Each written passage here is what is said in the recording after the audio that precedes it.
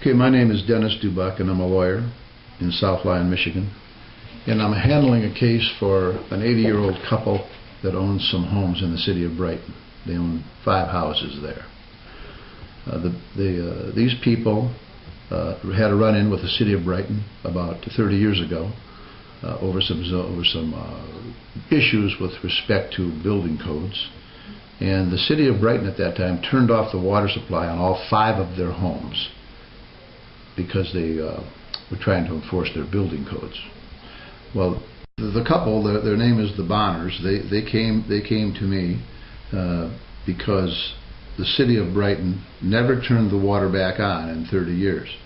Now, when that happened 30 years ago, the city of Brighton was sued by the Bonners over the issue, and they lost in court. The court told them to turn the water back on. They didn't do that. The issue went to the Court of Appeals, and the Court of Appeals told them to turn the water back on. They still didn't do that. Mr. Bonner didn't want to be in court any longer. That took him 7 years to get that far, so he just kept the houses empty and cut the lawns and paid the taxes for the last 30 years. Now, the city of Brighton has decided that they want one of his homes. Well, this happened 6 years ago. They want one of his homes for a parking lot in downtown Brighton. Now, this was the oldest home in the city of Brighton. It's a historical, beautiful, sound house that they wanted to take for a parking lot. Mr. Bonner fought them 6 years ago, and they took this house under eminent domain. He eventually did lose, and the house is gone now, and there's a parking lot. But they had to pay fair market value. It was under the U.S.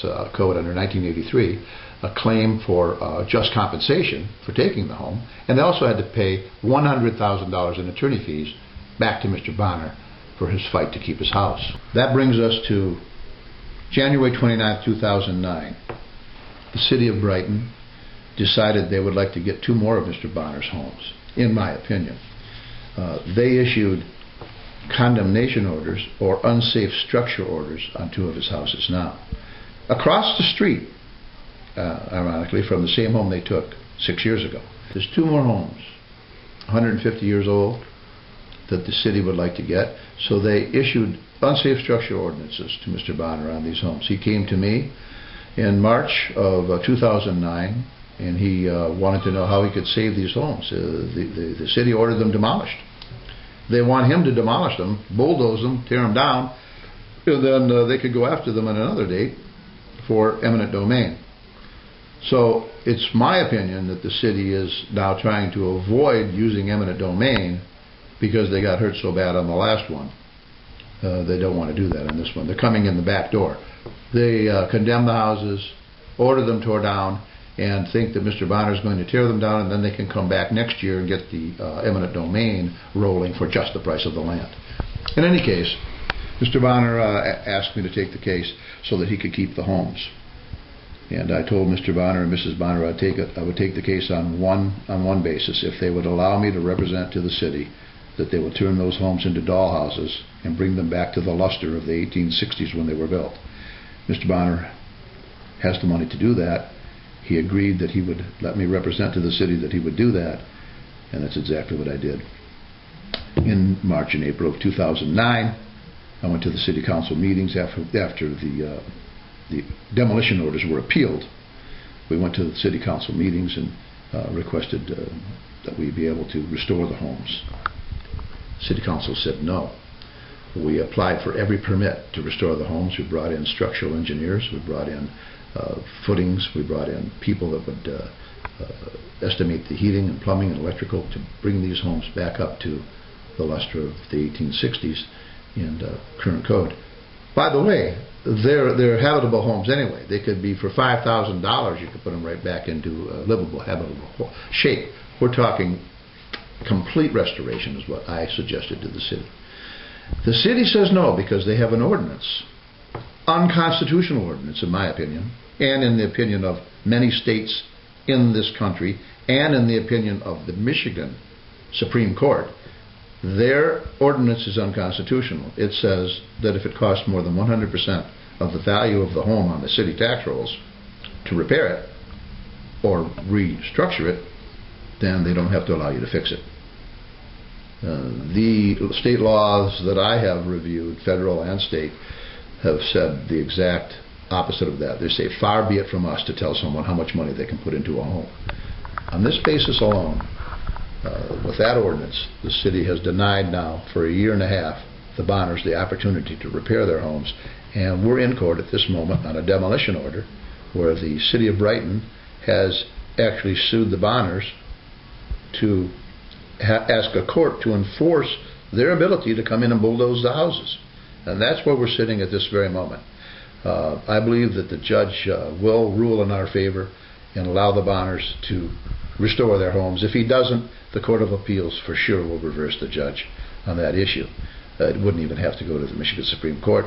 It already is law. It is the law of the state of Michigan. And it's crazy that it's gone this long. The city attorneys have charged the city in excess of $60,000, and I think it's far in excess of $60,000 so far. I don't have all the exact figures on this enforcement issue. They are milking the city. In my opinion, they are guilty of malpractice by giving the city the wrong instructions on this issue, by telling the city that they could really enforce this code of theirs, their ordinance code. They know that it's unconstitutional. They have the law that's been provided to them by me that it's unconstitutional. And rather than fill the city in on the fact that they're doing something wrong, they have bolstered the city's position and allowed them to go forward with this unconstitutional action. I have no doubt that the taxpayers of the city of Brighton should be made aware as to exactly what's going on here with the waste of the city's money, and subjecting themselves to further costs, because the bonders, in my opinion, are going to get back every bit of the attorney fees and the expert witness fees and all of the fees, which are far in excess of $100,000 already. The city will be writing a check for that also.